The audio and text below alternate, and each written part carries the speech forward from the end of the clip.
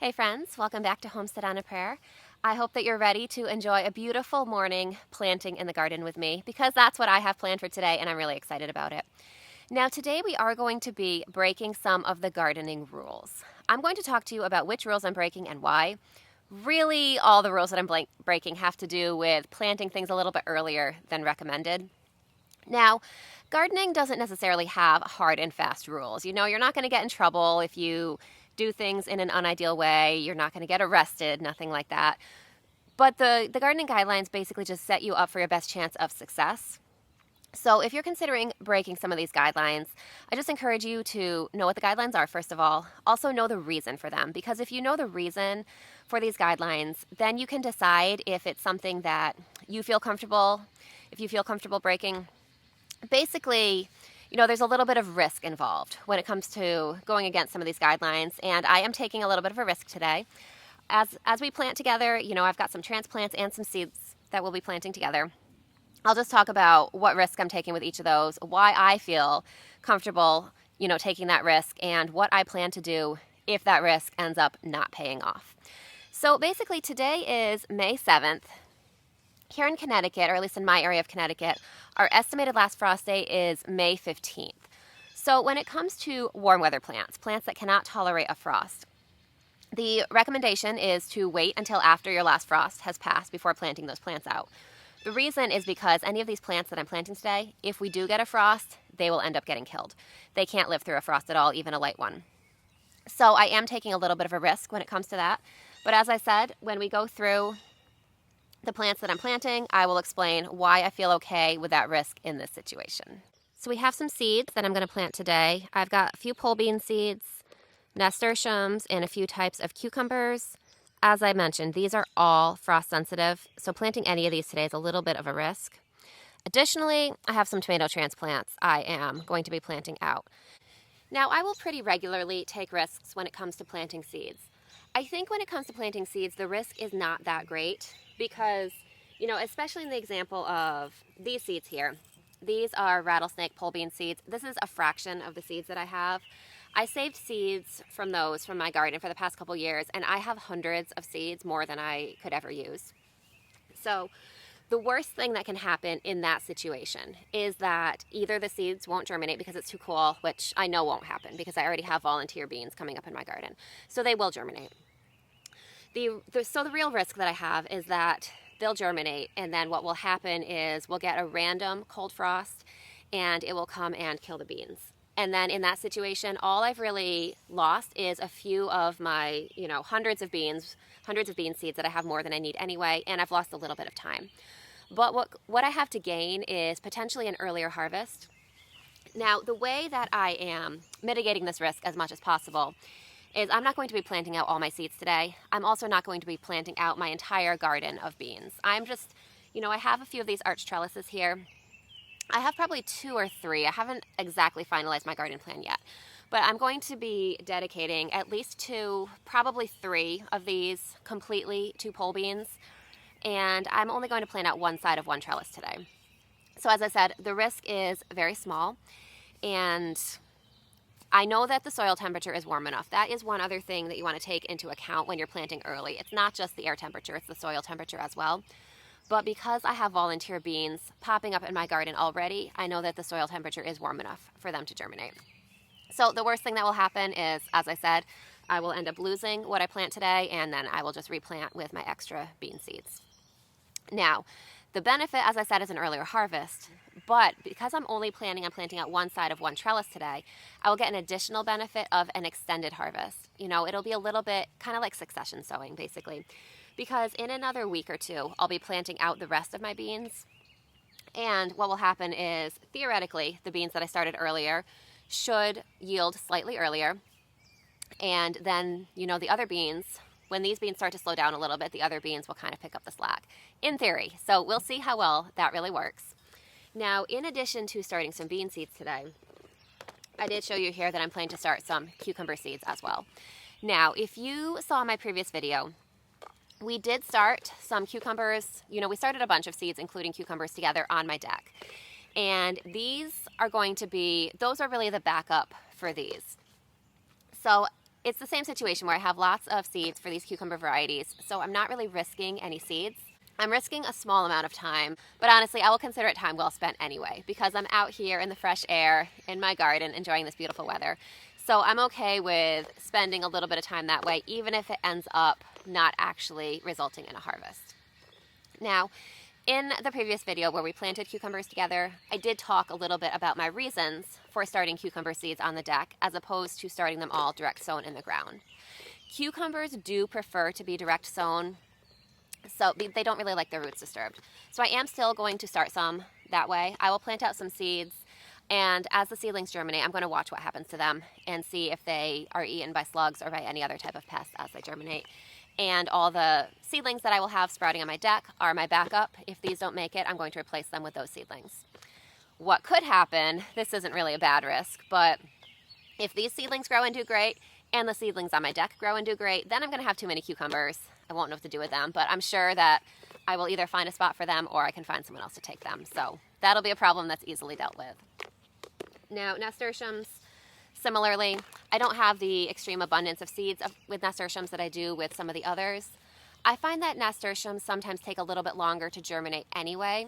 So by the time these germinate, we should be pretty close to our estimated last frost date. One other thing I should mention in regards to the estimated last frost date is that I'm not just doing this haphazardly. I did check my weather forecast, and in my weather forecast there are no nights that go below the mid-40s. So while I realize that could change, one of those nights could all of a sudden, change to 30-something degree night. It's unlikely to happen, and so this is a calculated risk. Now, when it comes to my started seedlings that I have started inside and been nurturing inside for many weeks, I generally am quite a bit more cautious. There's a lot more at stake here. So as I said, I started these inside in my house weeks ago, and I've been nurturing them. I've been gradually hardening them off, getting them used to life outside. As you can see, they look beautiful and healthy. And it's definitely a lot more of a risk when it comes to planting plants like that outside as opposed to planting seeds. Because I'm risking not only the time that it takes to plant them, I'm also risking all of the time that I've already invested in that seedling. Plus I'm risking the seedling itself, because while I can easily, if a bean doesn't sprout, I can easily pop another seed in the ground. Many of them are specialized varieties. I cannot just go to my local nursery and find all of these varieties there. So it's a bit more of a risk. But I do have a plan for what I'm going to do with these tomatoes if we do get a random cold night. I do have some walls of water, which are basically, it's a plastic cloche that surrounds the plant, which you can fill with water.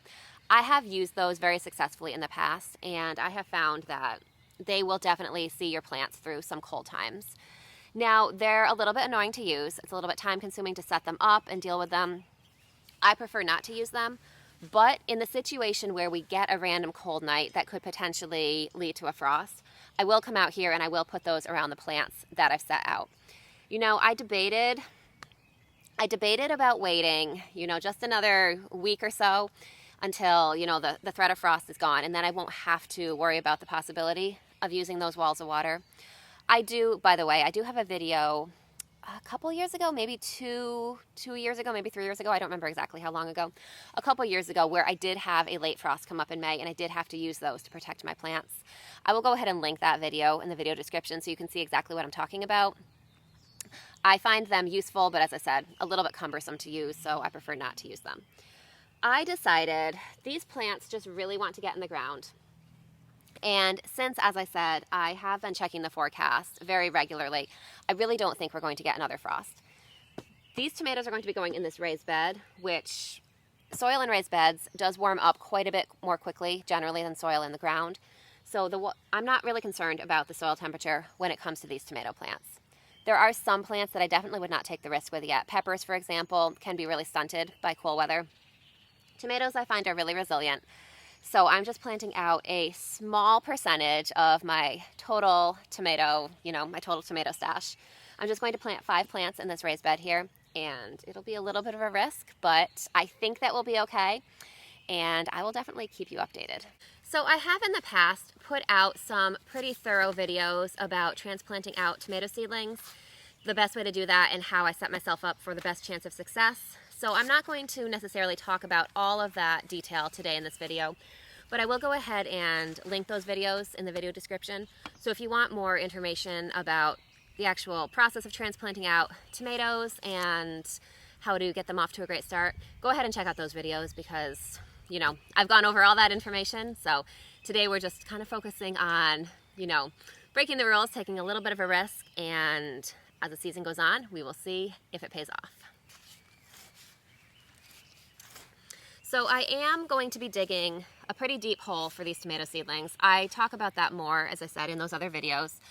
But when it comes to tomato seedlings, you do want to plant them pretty deeply. I am actually going to be removing these lower branches from the tomato plant so that I can plant it even more deeply in the soil here. So there, you can see this tomato, it still looks nice and healthy, but it's definitely got some bare spots.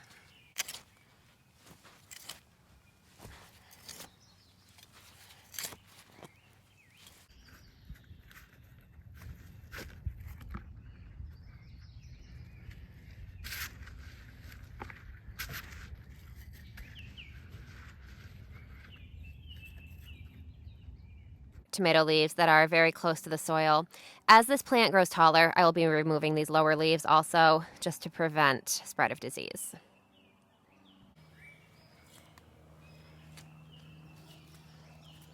So there, we've got 5 rule breaker tomato seedlings planted. Now we just have to see how they do. So in this bed over here, I had tomatoes last year, and I can see that the tomatoes definitely think it's time to be planted.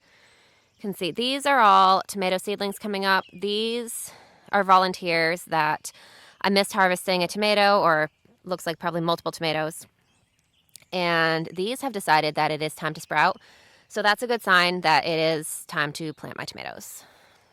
So that's obviously not a hard and fast, sure thing. You know, the volunteer tomato plants, they will come up when the soil temperature is right, when they think that the threat of frost is past, but they're not always right. We could still get a random rogue frost, but I'm thinking that we'll probably be okay this year. So we're gonna head over into the main garden area where we're gonna plant some beans and cucumbers.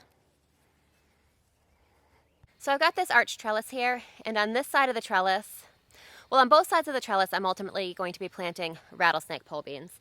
But today we're just going to plant out this one side of the trellis, and then in probably maybe 2 weeks or so, we'll plant out the other side. So while we're out here, I just wanted to show you guys how beautiful the lettuce is growing in. See, I've got all these beautiful kinds and some arugula. Can't wait for the first harvest of this, which will not be long from now. So I don't want to get sidetracked showing you all of this because I do plan to hopefully do a garden tour in a couple days. I'm not sure exactly when that'll get filmed, but hopefully soon. So I'll give you more detail about this and, you know, all the beautiful things growing in my garden at that point. So I'm just going to probably take about 3 of these bean seeds and place them around each of these wire parts of my trellis. Just move the mulch aside. Over here, you can see this is a bean plant that planted itself. This is a volunteer, probably a rattlesnake pole bean because that's what I had growing here last year as well. And then down here, you can see there's another bean that sprouted in there. This is my cabbage and kale bed, but I did have beans on this trellis last year, so you can see another one sprouted there. So that's a good sign that just like the tomatoes, the beans think that it's time to grow too.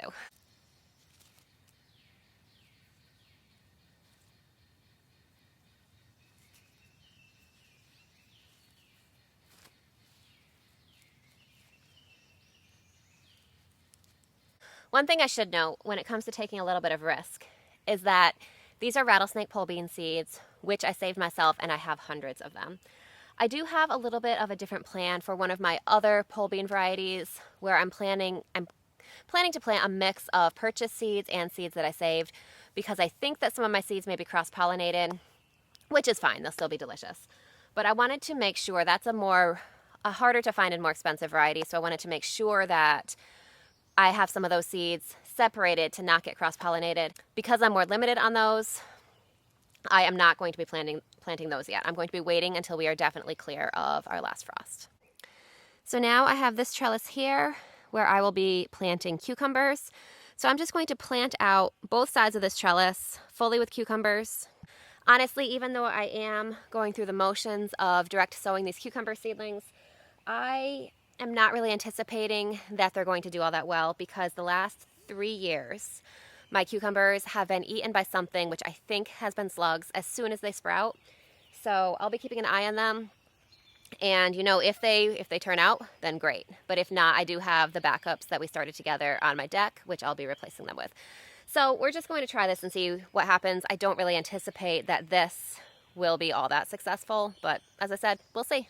So this side of the trellis is going to be planted out with homemade pickles cucumbers. These are seeds that I've saved, from my garden, and we'll be planting these. I'll be spacing these out a little bit more. I know with the beans, I said that I planted 3 on each of the wires. I always go into it planting 3 and ultimately planning to thin them down to 2. Honestly, I don't usually do that, and they grow completely fine. Cucumbers would be very overcrowded if I did that, so I think I'm going to plant 5 seeds along this trellis, and I may end up thinning them out. I probably will allow 5 to grow on this trellis because here in Connecticut, I find that my cucumbers don't get as bushy as they do in some other parts of the country. If you're in a more humid, hotter area of the country, I recommend spacing them out more than I do. That's another rule that, I tend to break pretty freely. But for the most part, I've had success even doing that. So I think that's enough risk for today. We planted out some cucumber seeds, pole bean seeds, transplanted out some tomato seedlings. So as the season goes on, really over the next couple weeks, we'll find out if it was worth it or not. So definitely, if you're interested in seeing my garden tour, which will be coming up really soon, unless something changes, that's probably going to be the next video. I'm really excited about that. So I hope you're having a great day. I hope that your gardens are off to a great start. Go ahead in the comments, let me know what kind of risk taker are you in the garden? Are you comfortable with it, or are you definitely a play it safe type of gardener? So I hope you're having a great day, and I can't wait to see you soon. I'll see you next time.